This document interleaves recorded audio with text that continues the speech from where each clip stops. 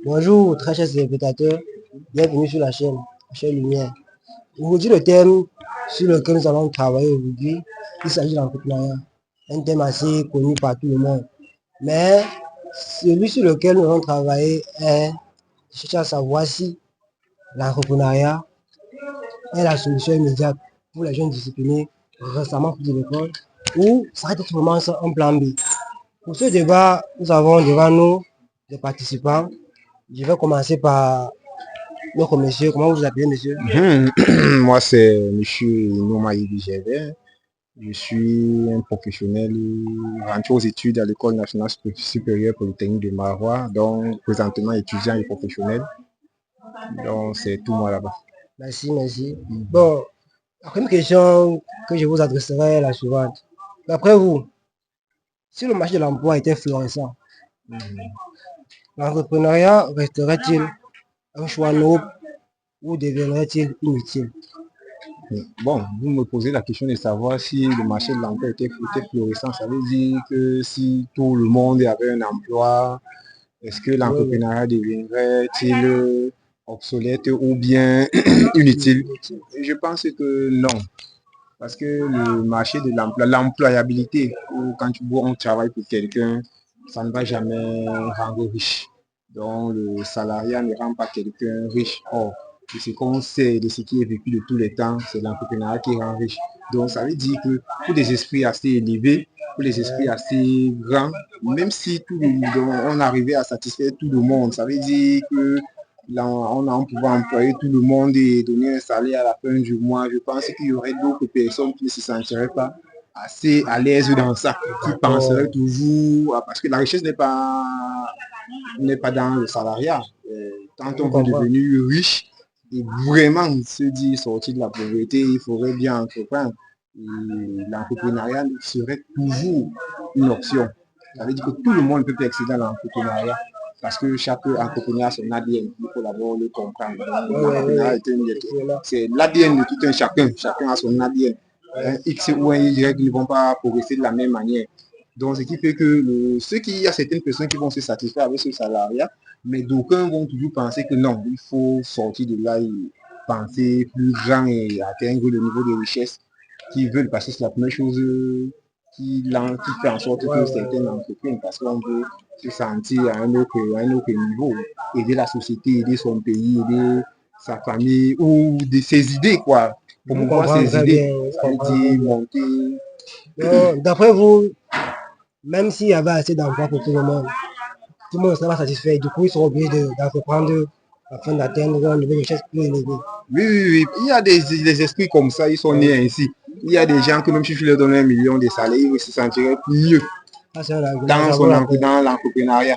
Ça veut dire Ouais. que dans son ADN, à lui, il ne se sent pas serviteur toute sa vie. Donc, il aimerait à son propre compte C'est et compris. s'épanouir. Donc, c'est une histoire d'épanouissement personnel d'abord. Oh, bon, comme je l'ai si bien dit dans mes propos précédents, il y a des personnes donc, qui vont toujours se satisfaire du salariat. Ils n'ont pas des idées d'entreprendre. Pour eux, c'est leur petite vie, c'est leur cadre de vie. Or, d'autres personnes, c'est inné en eux. Donc, ils ont cette volonté à chaque fois, même quand si tu lui donnes 1 milliard aujourd'hui, il va te produire 2 milliards au lendemain. Si tu lui donnes 100 milliards, il ne va pas se satisfaire de ça, il va te Alors, produire 200 milliards. j'étais d'accord avec Il va vous. réinvestir cela parce que c'est dans D'accord son avec vous. ADN. Effectivement. Mhm. Bien, monsieur, comment est-ce que vous appelez? Bonjour, moi c'est Onana Angeni Fidel Uriel, élève ingénieur à Polytechnique de Marois. Oui, merci. Vous avez entendu vos camarades tout à l'heure, ils disaient ceci, que même si il arrivait que le travail, l'emploi soit abondant pour tout le monde, lui, il trouverait toujours important d'entreprendre. Qu'est-ce que vous pensez de ça? Bon, ce que je pense du sujet, l'entrepreneuriat, autant pour moi, ça dépend de tout un chacun. Donc, des objectifs. Il y a certaines personnes qui jugent bon pour eux d'avoir la stabilité financière. Beaucoup de personnes parlent de ça, la stabilité financière. Et, bon, comme il a dit, d'autres personnes cherchent plutôt la liberté financière. Je crois que c'est là la différence. Parce que si peut-être que si, comme vous avez dit, la question c'était de savoir si tout le monde, S'il est toujours nécessaire d'entreprendre, bien qu'il y ait assez d'emplois pour tout le monde dans la société. C'est ça la question. Oui, c'est justement ça que je dis. Moi, je pense plutôt que ça dépend de ce que la plupart des gens cherchent. Donc, il y a la stabilité financière qui est différente de la liberté financière. Quand tu es libre financièrement, tu peux faire ce que tu veux avec l'argent, partir là où tu veux, utiliser ton enfant. En fait, tu es libre. Et quand tu as une stabilité financière, c'est là que tu as un salaire chaque mois, ton niveau de vie est stable. Je pense que c'est ça. C'est-à-dire le salariat garantit une stabilité financière, mais l'entrepreneuriat garantit quant à elle Une liberté une liberté financière. financière. Oui. Merci. Donc, le prochain candidat, monsieur, comment vous vous appelez? Moi, c'est Zamanga Raymond, élève ingénieur à l'École nationale supérieure polytechnique de Maroc. Bien. Notre participant précédent, lui, il dit que il est toujours important d'entreprendre, même s'il y a assez d'emplois. Parce que selon ce qu'il dit, ceux qui veulent atteindre une liberté financière, il est important pour eux d'entreprendre sans avoir un peu plus d'argent par rapport à ceux qui sont dans le salaire. Qu'est-ce que vous pensez de cette situation? Eh bien, je pense que c'est vrai, il est bien vrai que la question de stabilité financière ou d'indépendance financière, oui, ces principes-là sont également comment dire, des raisons qui ont réellement poussé, n'est-ce pas, l'entrepreneuriat aujourd'hui à être aussi recherché, aussi accentué.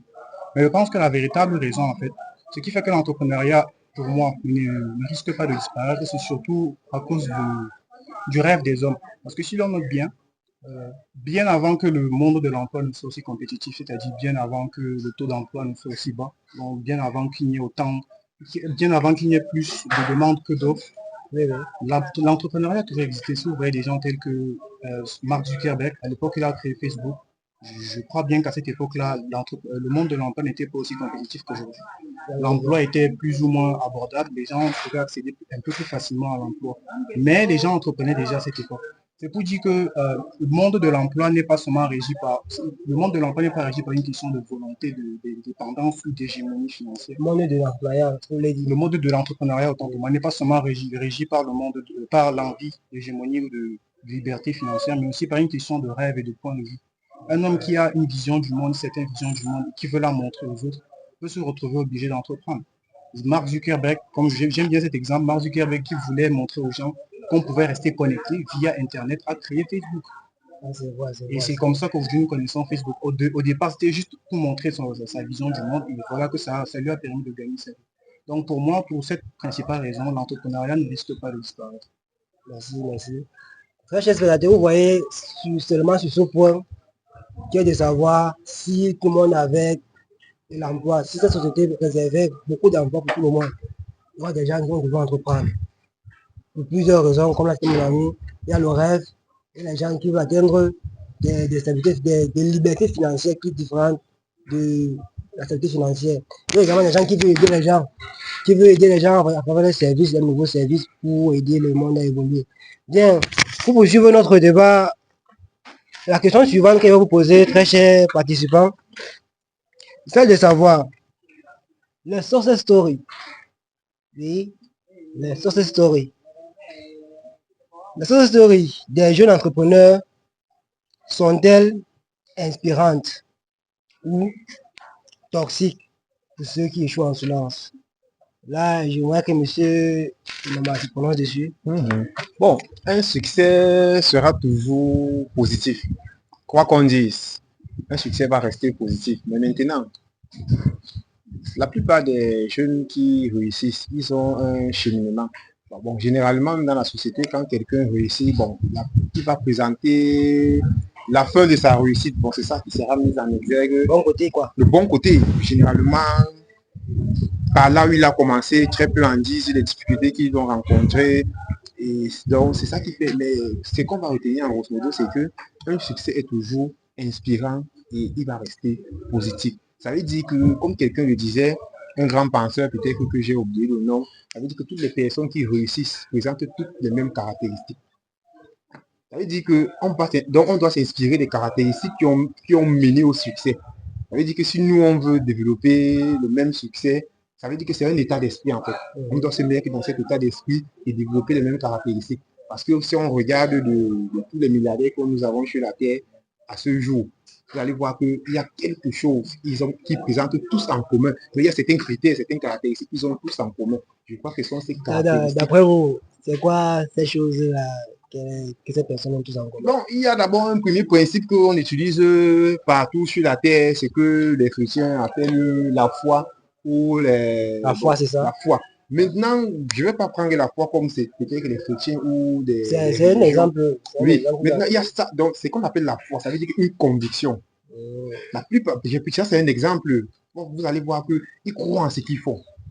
Et la religion peut-être va nous dire que si tu mets le grain de levain et tu crois que ça va, il va devenir un arbre, il devient un arbre, ou peut-être que déplacer une montagne avec, vous voyez un peu. Mais eux, ils croient réellement. Ça veut dire qu'en eux, il y a une caractéristique. Tu vas voir que tous ont en l'intérieur, vous avez une conviction que bon, je peux atteindre tel objectif. Ils sont donc fixés les principes et les caractéristiques de tous. Vous allez voir que si on prend l'ensemble des étapes, ils ont les étapes en commun. Donc, ça veut dire que c'est ça qui doit nous inspirer. Parce qu'on ne va pas seulement regarder le côté, il est arrivé à tel niveau, je vais arriver. On en voit un peu par où ils sont passés. Oui, par où ils sont passés. Non, moi, je pense que regardez beaucoup plus les caractéristiques. Parce qu'il y a les caractéristiques qui façonnent quelqu'un. Ça veut dire, c'est les exigences du succès. Parce que le succès a des exigences. On ne se lève pas comme ça, on réussit. Non, il y a des exigences. Il y a un carnaval. Je crois que c'est le carnaval là qu'il faut suivre. Quant à la frustration, il y a quand même des jeunes entrepreneurs qui se lancent après avoir vu, par exemple, une vidéo. Donc ça, c'est la question. En faisant Facebook, YouTube, tu tombes sur une vidéo d'un entrepreneur et puis il te raconte son parcours. Selon que son parcours soit vérifiable ou pas. Est-ce que les jeunes entrepreneurs qui rencontrent des échecs, est-ce qu'ils ne sont pas frustrés d'un côté? C'est la question. Bon, je ne pense pas que la frustration peut être un moyen d'échec ou un mobile d'échec. Si tu es frustré à l'intérieur de toi, ça veut dire que tu as d'abord un problème. Quand on se lance en entrepreneuriat ou quand on veut avoir du succès, il faut d'abord évacuer la frustration en soi. En fait, la réussite de quelqu'un ou son parcours, ça doit plutôt vous inspirer. Ça veut dire que ça doit être une source d'inspiration. Hein, c'est ce qu'on appelle leitmotiv. Mais si c'est que ça te frustre du fait que tel a réussi, et moi, par exemple, je veux me lancer, ça veut dire que non, je ne vais pas respecter ce qu'il disait au préalable, les caractéristiques. Ça veut dire que même dans son histoire, je ne peux pas suivre l'histoire d'une personne et me lancer. Ça veut dire que je prenne au moins l'histoire de 2 ou 3, 4 personnes. Je vais me rendre compte que dans les histoires-là, il y a quelque chose qui les caractérisait. Et c'est ça que je dois aller chercher. Et ils vont vous dire même que pour ceux qui sont les plus honnêtes, qu'ils ont trébuché, mais ils sont relevés. Ils ont trébuché, ils sont relevés. Le président américain actuel, par exemple, on nous a dit qu'il a fait faillite au moins 2 fois, mais il s'est toujours relevé, il est resté milliardaire. Donc ça veut dire que si on se fie à ce qu'il soit président des États-Unis aujourd'hui ou milliardaire encore aujourd'hui, et on ne regarde pas les échecs du fait qu'il est tombé, il s'est relevé et on se bloque au premier échec, on sera forcément ce que vous avez dit frustré. On ne doit pas être frustré quand on veut du succès. D'accord. Après ce que vous avez dit, c'est après avoir regardé ces stories, le jeune entrepreneur doit être plutôt inspiré au lieu d'être frustré. Bon, vous avez entendu comme moi ce que le président participant a dit. Les jeunes entrepreneurs qui rencontrent des échecs en silence, ils vont certes rencontrer des difficultés, des échecs, mais une fois en regardant des personnes qui ont réussi, les jeunes entrepreneurs qui ont réussi, ils ne vont pas forcément être frustrés. Donc, ces ne sont pas seulement toxiques. Qu'est-ce que vous en pensez de cette situation? Bon, pour moi, à la question de savoir si est-ce que la success story d'une autre personne peut frustrer une personne désirante d'avoir du succès ou pas, je pense que d'un côté c'est vrai, mais quand on se met en tête de réussir, je pense qu'il est nécessaire de s'inspirer et la plupart du temps, autant pour moi, c'est souvent motivant d'entendre peut-être que la success story de telle ou telle personne, le fait de connaître son parcours, les étapes par lesquelles cette personne est passée, tu peux te dire que non, ce sont les mêmes étapes que j'ai vues, donc ça fait en sorte que la plupart du temps, c'est plutôt inspirant et ça favorise le succès d'autres personnes. Mais dire que si ça peut frustrer, Bon, personnellement, je ne vois pas clairement dans la mesure dans laquelle ça peut frustrer quelqu'un. Je me dis que entendre le succès d'une autre personne, c'est sûrement positif. Parce que dès lors que ça te frustre, soit tu es jaloux de la personne ou bien je sais pas quoi. Bon, Je vois mal comment. la frustration, elle est naturelle. Par exemple, tu as monté ton business, ça a prospéré, après ça a chuté. Tu as encore monté un autre business, ça a chuté carrément, ça n'a même pas essayé de prospérer. Maintenant, tu te rends compte en visionnant, en sapant la chaîne, par exemple, tu tombes sur une vidéo, un documentaire parlant, il y a un entrepreneur, même qui soit encore jeune, il te dit comment il a fait pour réussir. D'un côté, tu vas quand même te demander que pourquoi lui, pourquoi pour lui ça marche, et moi j'ai à plusieurs échecs. La frustration va naître quand même. Il est vrai aussi que parfois ces gens de cette story, ils sont pas trop honnêtes. Ils ne vous diront pas forcément partout les bas qui sont passés. C'est de là qu'on parle de la frustration. Par exemple, vous allez voir un entrepreneur qui va seulement vous dire que j'ai beaucoup travaillé. Il vous dira exactement comment est-ce qu'il a travaillé. Alors que c'est le comment est-ce qu'il a travaillé là va nous aider. C'est de là que vient le guide de la frustration. Ces vidéos-là, est-ce qu'ils peuvent être en quelque sorte, ces types de vidéos, est-ce qu'elles peuvent être en quelque sorte toxiques pour un jeune entrepreneur qui échoue en silence? Bon, quand peut-être si quelqu'un voit la vidéo d'une autre personne dans la success story d'une autre personne et se demande pourquoi la personne a réussi et pas moi, je pense qu'il est naturel que la frustration en est parce que je pense qu'il se pose la mauvaise question. S'il a déjà connu des échecs et qu'il souhaite vraiment s'améliorer, je pense que la question qu'il doit se poser c'est comment est-ce qu'elle a fait et non pourquoi. Je pense que la question qu'il doit se poser c'est comment et non pourquoi. Parce que si tu désires vraiment réussir, il est clair que personne, dans toutes les histoires qu'on a fait, j'ai eu des points, moi-même je me suis éduqué sur le sujet, j'ai eu des livres comme Napoléon Hill et beaucoup d'autres. Il y a toutes les épreuves nécessairement pour arriver jusqu'au succès, tout le monde a des difficultés. Et là alors, peut-être qu'il peut se poser le problème d'expérience. Personne n'a les mêmes expériences parce que tout le monde n'a pas les mêmes objectifs. Parce que tu peux arriver, c'est vous souhaitez arriver au même endroit, PDG par exemple. Mais ce n'est lui le PDG de telle entreprise. Forcément, vous n'aurez pas les mêmes situations, vous ne serez pas confronté aux mêmes problèmes. Donc, si c'est dans ce cadre-là, la frustration peut naître. Mais je ne pense pas que c'est forcément de la faute de la vidéo. Bien sûr qu'il peut avoir les montages et les monteurs, mais si quelqu'un a réellement réussi, je vois moi pourquoi la personne aura du mal à ne pas partager son succès pour que d'autres soient comme nous. D'accord, Donc, c'est ce d'accord. que je pense la question. Là, ce que vous développez, c'est les vidéos en elles-mêmes ne sont pas toxiques. Ça dépend des jeunes entrepreneurs qui l'observent. S'ils regardent cette vidéo en se demandant pourquoi pas lui, là, il va forcément être frustré. Mais s'il demande plutôt comment est-ce que l'autre a fait pour réussir, là, il sera plutôt inspiré. Ouais. Merci. Notre prochain participant, Monsieur Zamal, vous avez entendu nos deux précédents participants sur la question de savoir si les success stories, comme nous tous nous connaissons, si elles représentent-elles un danger pour un jeune entrepreneur, si elles sont toxiques pour un jeune entrepreneur qui souffre, qui a ses problèmes, c'est-à-dire il a ses échecs, ses hauts et ses bas. Si ces vidéos sont peut-être toxiques ou elles peuvent le frustrer, ou bien peuvent être négatives pour lui, qu'est-ce que vous pensez de ça? Bien, je pense que déjà de nos jours, il faut avouer que les success stories de nos jours vraiment ne sont pas comme celles d'autrefois. Aujourd'hui, on assiste à une sorte de compétition dans les success stories. Les gens embellissent leurs histoires pour le but de les glorifier.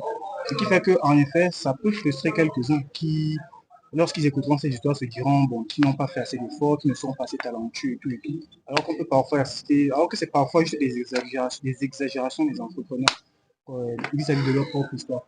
Je pense que oui, les success stories peuvent être toxiques dans ce sens-là. Si les entrepreneurs de nos jours continuent d'embellir, comment dire, L'histoire. en fait, d'exagérer leurs histoires dans le but de se glorifier. Oui, vous allez entendre des gens vous dire, ils ont commencé leur business, ils avaient une poule, partaient féconder la poule, je sais pas, dans un autre quartier, après ça a donné un poulet. Vous voyez des histoires comme ça. De rien, quoi. Voilà, vous voyez des histoires comme ça. Toi qui es entrepreneur, tu as acheté, je sais pas, tu as acheté tes 2 poulets à la maison, ils sont morts, tu auras l'impression d'avoir rien foutu. Donc, quand vous assistez à ce genre d'histoire, forcément, ça va vous frustrer. Si vous y croyez réellement, ça va vous frustrer. C'est vrai. Mais si les success stories se régulent, c'est-à-dire si les entrepreneurs, il est pas mal de se glorifier un peu. Quand on a fait quelque chose, on a réussi. C'est bien d'embellir un peu l'histoire, mais il ne faut pas l'embellir de façon à trop exagérer, de façon à ce que les gens qui nous écoutent s'enfoncent en pensant que nous, ils sont mieux. Donc, si les success stories se régulent, donc si les racontent avec un peu moins d'exagération, un peu moins de filtre, on va dire, les histoires seront un peu plus inspirantes pour les jeunes entrepreneurs. Bien. D'après ce que nos participants disent, si ceux qui font des success stories, Ceux qui leur racontent comment est-ce qu'ils ont fait pour gravir les échelons, s'ils le racontent en restant vrai, honnête, les visuels, ceux qui regardent seront moins frustrés. Parce que si, par exemple, dans une success story, une personne exagère sur les faits, on pourrait croire qu'il a fait du impossible, ou il a tellement eu de la chance. Alors que si cet entrepreneur qui a réussi donne les étapes exactes, vraies, par lesquelles il est passé, les autres s'en seront moins frustrés et de plus, ils seront plutôt inspirés, en sachant comment est-ce qu'il a fait pour en arriver là. Maintenant, pour la suite de notre débat, je ne sais pas si on va continuer, mais on va devoir continuer, puisque ça affirme qu'on avance, ça devient de plus en plus intéressant. Pour la suite de notre débat, nous revoyons notre premier participant pour la prochaine question, qui est la suivante. Créer son entreprise à 25 ans. Acte de courage ou privilège de ceux qui peuvent se permettre de ne pas gagner de l'argent. Bon, déjà, créer son entreprise à 25 ans, ça veut dire qu'on a eu le temps, c'est vrai que ce n'est bon, dans ce que je voulais dire, on a eu le temps de finir assez tôt ses études, ça veut dire qu'au minimum, avoir un certain niveau d'études. Mais bon, en même temps, je voulais aussi dire que ce n'est pas celui qui a fait aussi les études qui peut créer son entreprise à 25 ans. Mais dans la plupart des cas, c'est qu'on observe. Ça nécessite d'abord beaucoup de courage. Il faudrait d'abord avoir beaucoup de courage. Et une certaine facilité. Une certaine facilité dans le sens où si on a des appuis, si on a vraiment des appuis, ça veut dire que quoi? Peut-être qu'on est dans un environnement qui facilite ou qui favorise l'entrepreneuriat. Ça veut dire que le moyen de créer ces entreprises. Si on a peut-être un papa qui est déjà dans l'entrepreneuriat ou qui a ses entreprises, il sera d'autant plus facile pour un jeune de 25 ans de se lancer dans l'entrepreneuriat et créer sa propre entreprise. Si on est dans un environnement où on peut nous faciliter la création d'entreprise, oui. Mais maintenant, il faudrait aussi se mettre dans la peau de la majorité des personnes qui n'ont pas accès à certaines choses, à ces avantages avant 25 ans. Imaginez un jeune qui a fini ses études même d'ingénieur. Disons même quelque chose comme 21 ans, 22 ans, 23 ans. Qui est né d'une famille où on compte sur lui. Ou même pour l'envoyer à l'école, il fallait joindre les deux bouts d'une manière assez, faire d'une manière assez très difficile. Il est dans une famille, je ne veux même pas dire modeste, une famille, ce qu'on dit sur le pauvre. On se pose la question, où prendrait-il l'argent pour créer son entreprise à 25 ans? Pour lui, il faudra un peu, ça sera vraiment difficile pour lui. Voilà. Donc, bien, juste en dit ceci, il est difficile pour un jeune ordinaire d'une famille modeste ou bien moins modeste de se lancer facilement à 25 ans. Mais ce qu'on veut savoir, est-ce que c'est possible d'abord? Maintenant, est-ce que également c'est un privilège qui peut se permettre ceux qui ne vont forcément rien gagner après? c'est possible. Avant 25 ans, c'est possible de créer son entreprise. Maintenant, il faudrait regarder les paradigmes. C'est quel genre de jeune qui crée son entreprise avant 25 ans? Si c'est un jeune, par exemple, qui a décidé, je dis un truc comme ça, après le baccalauréat, il a dit, bon, moi, c'était bon pour l'école.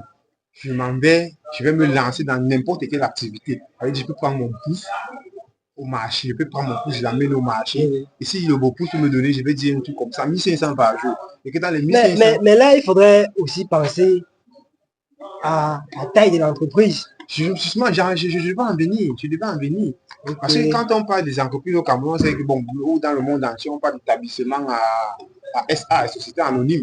Maintenant, ça veut dire une entreprise, c'est une entreprise, même si c'est un établissement. Il suffit qu'elle soit légalisée et respecter tous les canons et qu'elle devienne une entreprise. Ça veut dire qu'elle va produire de l'argent. Parfois même, on se rend compte qu'il y a des établissements qui produisent plus que des SA, mais bizarrement, on ne comprend pas. Donc, c'est pour ça que je dis en train de dire que ça dépend du paradigme. Ça dépend du paradigme inculqué. Un jeune qui a depuis 15 ans, par exemple, un jeune qui depuis 15 ans est scolarisé, un jeune... Bon, j'étais disant qu'un jeune, par exemple, à 15 ans, on a le BEPC dans la plupart des pays. Donc, ce qui fait qu'à 18 ans, on aura le baccalauréat. Je ne vois pas quelqu'un à 15 ans, en même temps entrepreneur, en train d'économiser l'argent, 1000 francs par jour pour créer une entreprise à 25 ans. Bon, j'étais en train de dire, pour aller un peu plus vite, que ça dépend du paradigme qu'on s'est fixé. Est-ce que dans l'environnement dans lequel on est, on a opté pour quoi? Ça veut dire quoi? Je vais prendre deux jeunes. Les deux sont même scolarisés, ils ont 15 ans. L'un, ils viennent d'avoir leur BEPC, puis à l'âge là qu'on a généralement le BEPC. Tous deux veulent être entrepreneurs.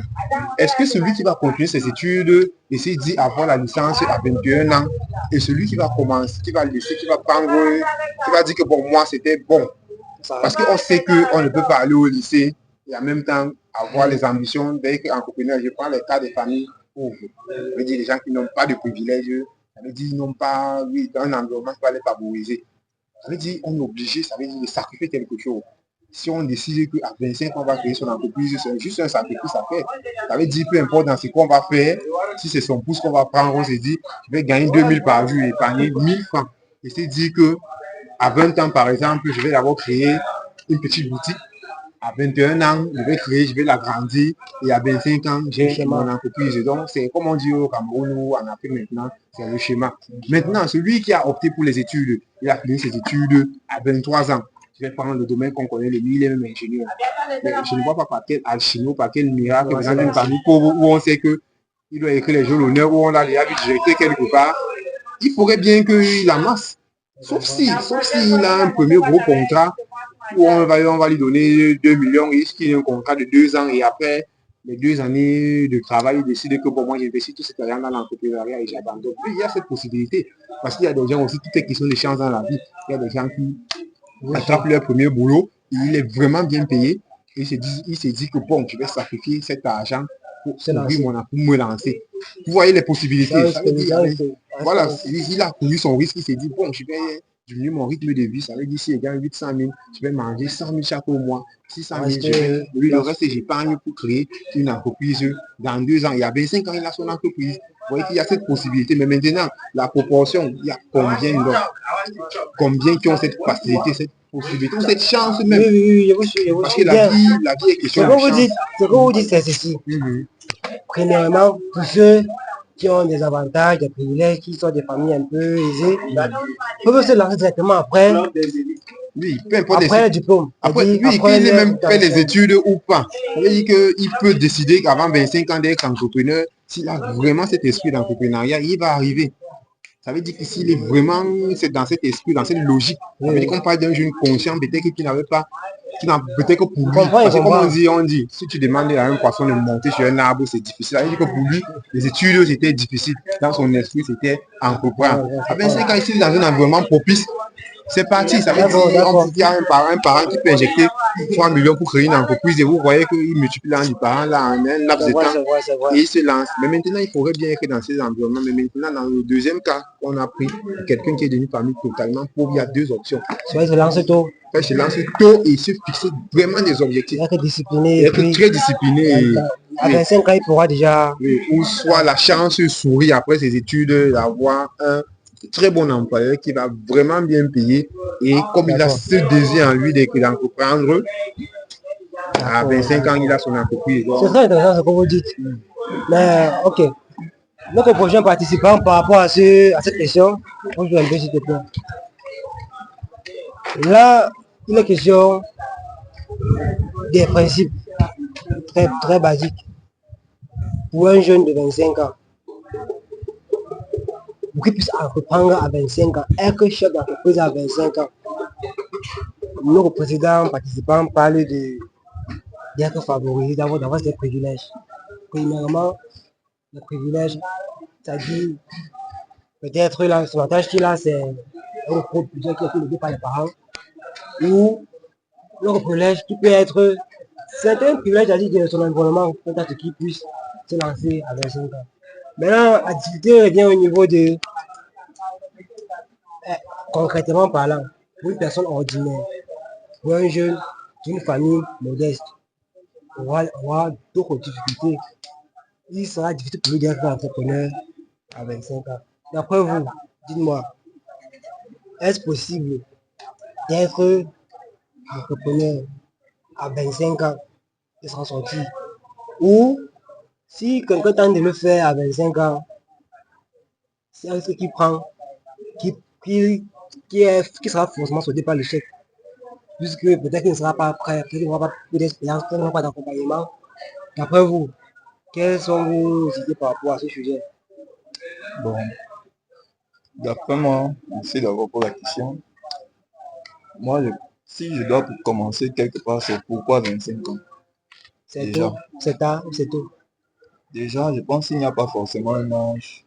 Parce que comme je vous l'ai dit, dans des articles comme euh, l'auteur à succès, Napoléon, il réfléchissait et devenait riche, il a cité des exemples comme celui de Thomas Edison, qui était un enfant, il a carrément eu, on peut déjà dire, le diplôme de l'enfant le plus bête d'Amérique. Et pourtant, il a créé un truc que c'est grâce à ça que notre vie, on la connaît comme nous la connaissons.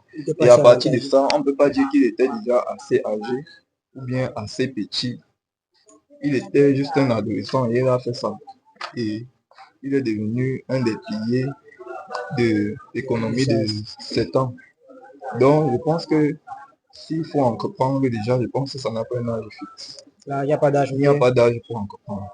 Et donc, si à 25 ans, supposons comme mon prédécesseur l'a dit, si on considère un jeune d'une famille modeste, je ne pense pas forcément qu'il faut toutes ces contraintes-là. Il y a d'abord la taille de l'entreprise. Ouais, la taille de l'entreprise. Tu peux entreprendre dans une petite entreprise, une grande entreprise. Là, je compte aussi selon que c'est une petite entreprise, une grande entreprise. Imaginons un jeune peut-être de 20 ans, il a une entreprise, il a un chiffre d'affaires assez élevé. On va se demander, bon, comment est-ce qu'il a commencé tout ça. Pourtant, un jeune de 20 ans qui a une entreprise, il a un chiffre d'affaires pas très difficile, on peut comprendre. Mais ils ont quand même fait l'entreprise. Donc, du coup, comme tu l'as dit, c'est pas l'âge. Maintenant, la taille de l'entreprise. Qu'est-ce que vous dites à ce sujet? La taille de l'entreprise, justement, là, c'est un point vraiment important.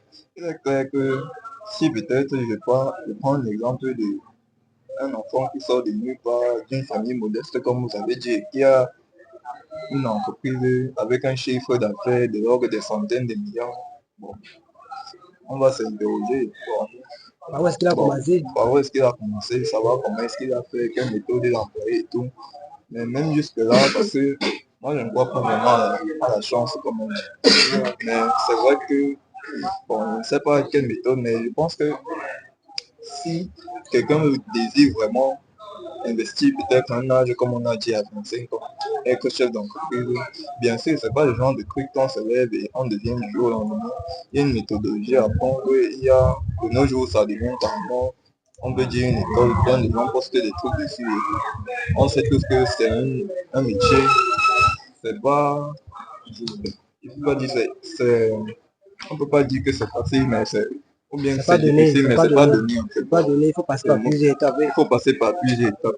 Mais moi, je pense quand même que c'est possible d'être chef d'entreprise à 25 ans, mais là, ça dépend de la taille de l'entreprise et des conditions d'environnement. Il peut même être de famille modeste, autant pour moi, pas forcément privilégié. mais il y a beaucoup de relations. Ça dépend aussi des environnements de tout un chacun. Parce que chacun a ses opportunités que d'autres n'ont pas. Ça peut aussi influencer sur le parcours de quiconque. C'est vrai. Donc, je Il y a pense plusieurs paramètres. qu'il y a plusieurs paramètres qui influencent cela. Donc, du coup, d'après ce que vous dites, l'âge, l'âge n'a pas vraiment sa place dans cette question, mais plutôt la taille de l'entreprise, à quel âge. D'accord. Monsieur Zamal, nous allons terminer par vous. Pour cette question, est-ce un luxe ou bien est-ce un plan parfait d'être chef d'entreprise à 25 ans, de sa propre entreprise à 25 ans, ou c'est risqué, c'est très risqué. Notre président participant a parlé du fait que ce ne soit pas l'âge qui puisse vraiment changer quoi que ce soit, mais plutôt la taille. Et à 25 ans, avoir une entreprise qu'un enfant peut facilement faire ce chiffre d'affaires, ça ne vaut pas la peine. Alors qu'à 25 ans, avoir un chiffre d'affaires énorme, là, c'est l'intérêt de tout le monde. Là, maintenant, qu'est-ce que vous pouvez ajouter par rapport à ce qui vient ici dit? Bien, déjà, par rapport à la question, je tiens déjà à commencer en disant que la vie est un risque. Donc, tout est risqué. Que nous soyons dans le monde de l'emploi, ou que nous soyons rémunérés par l'État, ou que nous soyons employés, ou que nous soyons un entrepreneur, la vie est un risque. Donc, partout, il y a des risques. On est en sécurité nulle part. Donc, être chef d'entreprise à 25 ans, c'est tout à fait possible. Si je ne me trompe pas, je vais encore parler une histoire de quelqu'un de très long. Bill Gates, je crois que lui, si je ne me trompe pas, si ma mémoire est encore bonne, j'espère que je ne me trompe pas, j'ai bien entendu dans un documentaire qu'à 26 ans, il faisait partie des hommes, je crois qu'il faisait partie du milliardaire le plus riche de la planète. Cela suppose qu'il était déjà chef d'entreprise avant même ses 25 ans. C'était tout à fait possible. Bon, c'est vrai que lui, il était d'une famille nantie, mais ça n'a pas été facile. Il a choisi un domaine très compliqué. Et pour moi, ce n'est pas un luxe en soi, parce que c'est, comme vous l'avez dit, c'est un risque d'entreprendre. Surtout quand on est quelqu'un d'une famille. Je pense en fait que c'est même plus compliqué quand on vient d'une famille nantie. Parce que vous avez déjà ce capital-là qui vous est acquis.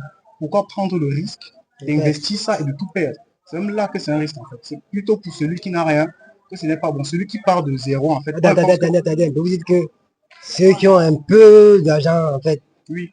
Je me dis qu'en réalité, alors que tout le monde prend des risques en réalité. Mais ceux qui n'ont pas tant d'argent n'ont pas très rien à perdre quoi. Il n'a quasiment rien à perdre. Comparé à celui qui en a beaucoup en fait. Parce que quand vous prenez quelqu'un comme Bill Gates, il a investi dans quelque chose qui à l'époque n'était pas très répandu, on est d'accord. Bon, c'est vrai que c'était une technologie, dans la technologie, c'était une technologie naissante qui avait un potentiel, mais tout le monde ne voyait pas ça. On est d'accord. Il était jeune, il était l'un des seuls à voir du potentiel là-dedans. Il était en compétition, je crois, avec Steve Jobs, qui était un vieux là-dedans, qui était un boss là-dedans, un maître, qui maîtrisait son domaine. Donc, c'est beaucoup, pour moi, s'il y a un risque à prendre, je pense que c'est celui qui a même beaucoup, qui risque plus, qui risque beaucoup. Parce que lui, il a de quoi investir, il investit beaucoup, et il peut tout perdre du jour au lendemain. Je ne dis pas que celui qui a peu ne perd rien, il peut avoir beaucoup d'efforts. La question d'âge d'alors, là vous parlez de ceux qui là, je parle déjà du côté risque en fait. Le côté risque, ok. Maintenant, quand déjà, on va dire que des deux côtés, c'est risqué. Donc, pour vous soyez quelqu'un qui n'a pas un grand capital au départ, ou pour vous soyez quelqu'un qui en avait, dans tous les cas, c'est risqué. Parce que si vous n'avez pas, vous vous êtes battu pour avoir et après ça part. Vous avez tout mis, ça part. Ça peut partir. En tout cas, ça peut partir. Donc, déjà, c'est risqué. Ce point, on est d'accord que c'est risqué dans tous les cas. Donc, concernant l'âge, l'entrepreneuriat est heureusement pour nous l'un des rares domaines où l'âge ne compte pas. C'est un peu comme dans la science. Si vous avez 5 ans, vous avez découvert un truc que des gens ont mis des années à... On va vous accorder ça. Vous avez 5 ans, vous avez découvert, ok, vous avez démontré, tout le monde est d'accord. Ok, c'est pareil avec l'entrepreneuriat. Vous faites vos preuves. Tu as fait tes preuves. Tu as tes compétences. Tu as montré au monde que tu es capable de faire telle chose. Les gens sont convaincus, c'est bon. Donc l'âge n'a pas vraiment d'importance. L'entrepreneuriat est, heureusement pour nous, comme je l'ai dit tantôt, un domaine où ce n'est pas vraiment l'âge qui compte, c'est la compétence, les qualifications. Si vous êtes qualifié pour ce que vous faites, les gens ne vont pas voir quel âge vous avez. Vous aurez beau avoir 13 ans, si vous coiffez très bien, je vais accepter que vous me coiffez, le problème c'est quoi? Tu as beau avoir 5 ans, tu coiffes aussi très bien, c'est pas mon problème. Si je l'ai vu, tu as coiffé des gens, tu m'as prouvé que tu coiffes des gens. Là, je ne compte pas la compétence. Non, en fait, l'âge ne compte pas, c'est un souci de compétence. Si vous avez grandi dans des conditions, vous avez acquis des compétences, l'expérience, et que vous avez un minimum nécessaire, vous pouvez tout à fait avoir une entreprise avancée. Bien, nous parvenons à la fin de notre vidéo, notre débat. Pour clore le sujet, passer la parole une dernière fois à nos participants afin qu'ils puissent éclairer la jeunesse que nous sommes, la jeunesse africaine, sur la question de l'entrepreneuriat. Un dernier mot pour chaque personne. Commence par M. Zamal. Ok, bon. Pour S'il y a un la truc- jeunesse. Pour la bon, jeunesse. c'est quelque chose que je peux dire à mes confrères jeunes, c'est que l'entrepreneuriat, c'est risqué. C'est vraiment risqué. Mais c'est comme tout domaine de la vie, tout est risqué. Il faut prendre un D'accord. risque pour réussir. Donc, essayer, tenter, ne vous décourager pas. D'accord. Et M. Olana, qu'est-ce que vous dites pour la jeunesse? Moi, je suis tout à fait d'accord avec Monsieur Jamal. Donc, l'entrepreneuriat, c'est juste prendre des risques et être discipliné. Bon, bref, je pense que se donner le maximum d'efforts et rester déterminé le plus longtemps possible. Merci, merci. Monsieur Noma, Oui, un mot pour la jeunesse. oui, pour conclure, l'entrepreneuriat, c'est le meilleur risque. C'est le meilleur risque. C'est le meilleur risque. Donc, il faut risquer ce meilleur, dans le meilleur D'accord, risque. d'accord. Pour le faire, Bon, c'est très long. pour clore ce débat, il était question de savoir si l'entrepreneuriat on appelle ça quoi? Était un plan A pour les diplômés ou bien tout simplement un plan B. Il est question, maintenant, là, on sort que l'entrepreneuriat n'est pas forcément la solution immédiate. Lorsque vous êtes une école diplômée, vous devez d'abord, par exemple, aller faire 2 ou 3 ans dans une boîte, puis, avec l'argent que vous avez peut-être mis de côté, pour vous lancer maintenant. Ne devez pas question de mettre la pression à la jeunesse pour qu'elle puisse se lancer. Bien, merci d'avoir regardé. On se dit à tout à l'heure pour la prochaine fois.